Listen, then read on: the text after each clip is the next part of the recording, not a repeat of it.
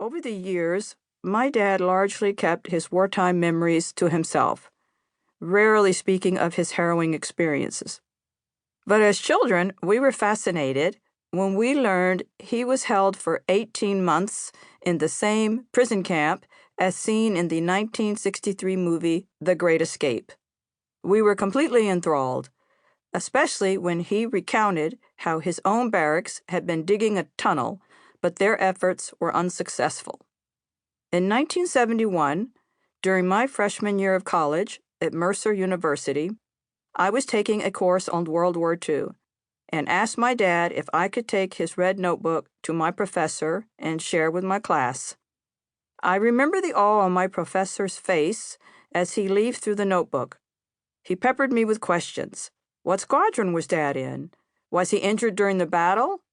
How did he survive the prison camp? Many of his questions I couldn't answer, as Dad had locked those memories and experiences away for decades. One thing I always knew from an early age was how much my dad loved airplanes. He could identify almost any plane he spotted flying in the sky. His more than 30-year career as a lawyer for the Lockheed Corporation suited him well. He traveled around the world, negotiating contracts for airplanes with foreign governments. By the late 70s, Dad was assigned to manage their office in Riyadh, Saudi Arabia. At this point, my siblings and I were grown. I was completing my master's degree at Northern Arizona University. My mother, Anne, was finally able to travel with my dad. While living in Riyadh, they would frequently take vacations to neighboring countries. My mother, who was an avid reader and always traveled with a suitcase lined with paperback books, happened to be reading Lynn Dayton's 1982 historical novel, Goodbye Mickey Mouse, while they were on a flight to London. My mom recalls turning to my dad and telling him he needed to read it immediately because it detailed the Allied invasion of Europe. Dad finished the book before the plane touched down on the tarmac and phoned the publisher from his hotel. He knew he had to get in touch with men he had flown with and was hoping Dayton could help. Dayton contacted Dad and told him veterans were holding 100th Bomb Group reunions. My father was shocked as he had no idea these reunions existed. This was all the spark my dad needed. According to my mother, when he went to his first reunion, they said, "Frank, we've been looking for you for years. We thought you were dead."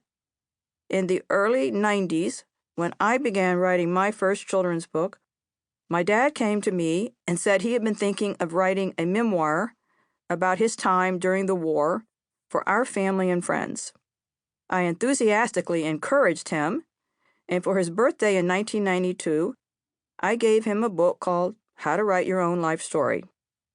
A few years later, my family moved to Dallas, Texas, and Dad and I kept in touch with phone calls and letters, and he sent me copies of parts of manuscripts, as it seemed he was always writing about the war. Writing Luck of the Draw was a labor of love and took several years to complete. When his book was published, he gave me a copy, and only then did I realize the depth of pain, isolation, and sheer endurance and resilience he had needed to withstand the horrors of war. I found myself rereading page after page, as it seemed more like a movie than real life. Finally, Dad was ready to talk about his war experiences.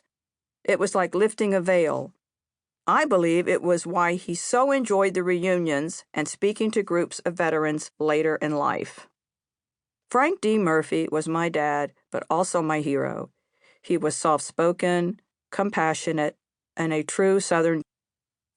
But even the pain and agony of war could not harden his heart. It's been immensely gratifying to see his grandchildren, especially my daughter Chloe, take a profound interest in his wartime experiences and carry the mantle.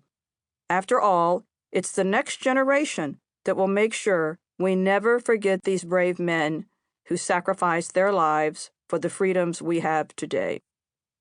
Elizabeth Murphy. As a little girl, I spent most of my weekends at my grandparents' home.